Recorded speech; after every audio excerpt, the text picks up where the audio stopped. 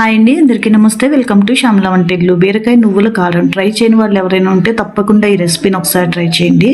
చాలా టేస్టీగా ఉంటుంది. వేడి వేడి అన్నంతో తిన్నా, లేదంటే చపాతీ, పుల్కా దేంతో తిన్నా కానీ చాలా రుచిగా ఉంటుంది.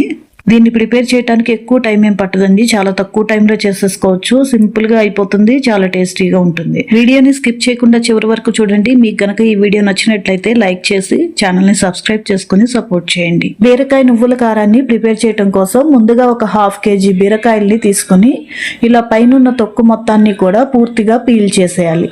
చేసిన తర్వాత వాటిని శుభ్రంగా క్లీన్ చేసుకొని ఇలా సగానికి కట్ చేయాలి. ఇలా కట్ చేసిన వాటిని పెద్ద పెద్ద ముక్కలుగా కట్ చేసుకోవాలి.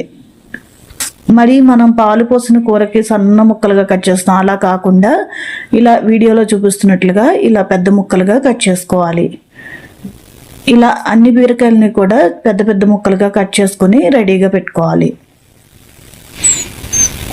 ఇదిగోండి, ఇలా మొత్తాన్ని కట్ చేసి తీసుకున్న తర్వాత స్టవ్ మీద బాండీ పెట్టుకొని దాంట్లోకి ఒక 2 స్పూన్స్ ధనియాలు వేసుకొని అలాగే ఒక 2 స్పూన్స్ నువ్వులు వేసుకోవాలి. తీసుకున్న 1/2 kg బీరకాయ ముక్కలకి ఈ క్వాంటిటీ సరిపోతుంది. ఒక 2 స్పూన్స్ ధనియాలు, 2 స్పూన్స్ నువ్వులు వేసుకుని, నువ్వులు మీకు ఇష్టమైతే ఇంకొక స్పూన్ యాడ్ చేసుకోవచ్చండి. నేను ఇక్కడైతే ఒక 2 స్పూన్స్ వేసుకున్నాను. వేసుకుని ఒక 2 నిమిషాల పాటు వేయించుకున్న తర్వాత దానిలోకి 1 స్పూను జీలకర్ర అలాగే ఒక గుప్పెడు కరివేపాకు వేసుకుని మరొక 2 నిమిషాల పాటు వేయించుకోవాలి. సిమ్లోనే పెట్టి దూరగా వేయించుకోవాలండి. ఇలా వేగిన వాటిని ఒక ప్లేట్లోకి తీసుకొని పక్కన పెట్టుకుని చల్లారనివ్వాలి. అదే బాండీలోకి ఒక 2 స్పూన్స్ ఆయిల్ తీసుకొని ఆయిల్ హీట్ అయిన తర్వాత ముందుగా మనం కట్ చేసి పెట్టుకున్న బీరకాయ ముక్కల్ని వేసుకొని ఫ్లేమ్ని హై ఫ్లేమ్లో పెట్టుకొని ఒక 5 నిమిషాల పాటు వేయించుకోవాలి. ఫ్లేమ్ని సిమ్లో పెట్టకూడదండి. సిమ్లో పెట్టేస్తే బీరకాయల నుంచి వాటర్ వచ్చేసేసి వాటర్కి మగ్గిపోతే టేస్ట్ ఉండదండి. వాటర్తో మగ్గకూడదు. హై ఫ్లేమ్లో పెట్టేస్తే ముక్కలు మెత్తబడే వరకు ఒక 5 నిమిషాల పాటు కలుపుతూ వేయించుకోవాలి. ముక్కలు బాండీలో వేసిన తర్వాత కలపకుండా వదిలేయకండి. అలా కలపకుండా వదిలేశారు అంటే హై ఫ్లేమ్లో ఉంటుంది కాబట్టి ఊరికనే మాడిపోయే ఛాన్స్ ఉంటుంది. అందుకోసం కలుపుకుంటూ వేయించుకోవాలి. ఒక 5 నిమిషాలు వేయించుకుంటే ముక్కలు సాఫ్ట్గా మగ్గిపోతాయి. అప్పుడు వాటిని వేరే ప్లేట్లోకి తీసుకొని పక్కన పెట్టుకోవాలి.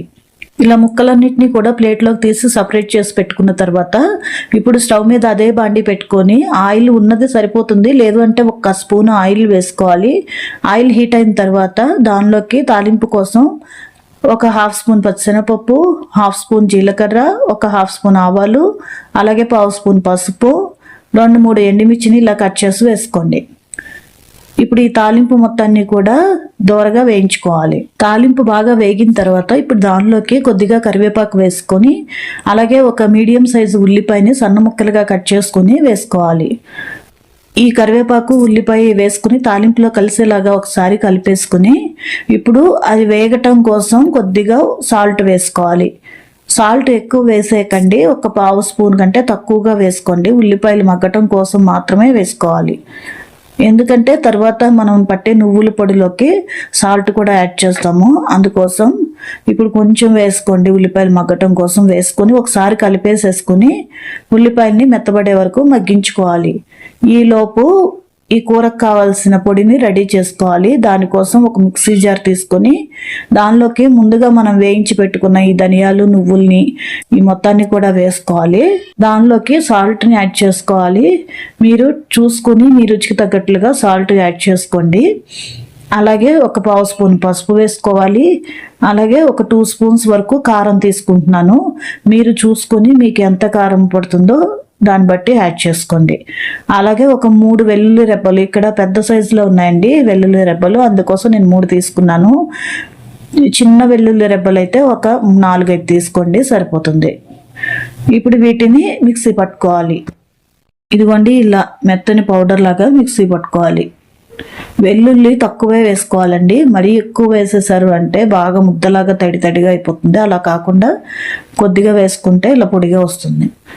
ఇప్పుడు ఈ ఉల్లిపాయ ముక్కలు ఎర్రగా చక్కగా వేగిపోయాయండి.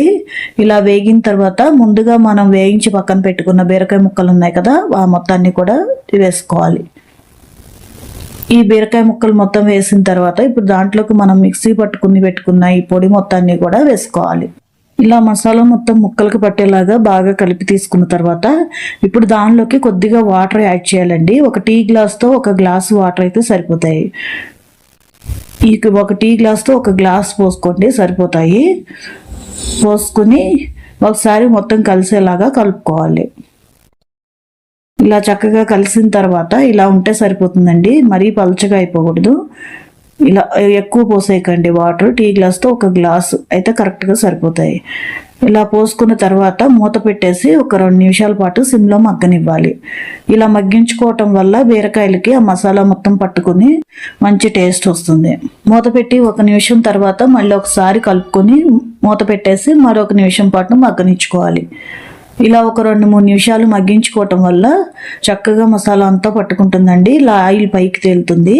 ఇలా ఆయిల్ పైకి తేలిన తర్వాత దానిలోకి లాస్ట్లో కొత్తిమీర వేసుకొని కలుపుకుంటే చాలా టేస్టీగా ఉండే బీరకాయ నువ్వుల కారం అయితే రెడీ అయిపోయింది. వేడి వేడి అన్నంలోకి కొద్దిగా ఈ బీరకాయ నువ్వుల కారాన్ని వేసుకుని తిన్నారు అంటే ఆ టేస్ట్ చాలా బాగుంటుందండి. అలాగే చపాతీ, పుల్కా దేంట్లోకైనా కానీ చాలా బాగా సెట్ అవుతుంది. ఎంతో టేస్టీగా, ఈజీగా, సింపుల్గా చేసుకునే ఈ బీరకాయ నువ్వుల కారం మీకు నచ్చిందని అనుకుంటున్నాను. మీకు గనక ఈ వీడియో నచ్చినట్లయితే వీడియోకి ఒక లైక్ చేయండి. అలాగే ఈ వీడియోని మీ ఫ్రెండ్స్ అండ్ ఫ్యామిలీ మెంబర్స్కి షేర్ చేయండి. ఛానల్ని సబ్స్క్రైబ్ చేసుకొని సపోర్ట్ చేయండి. ఉంటానండి. Thank you.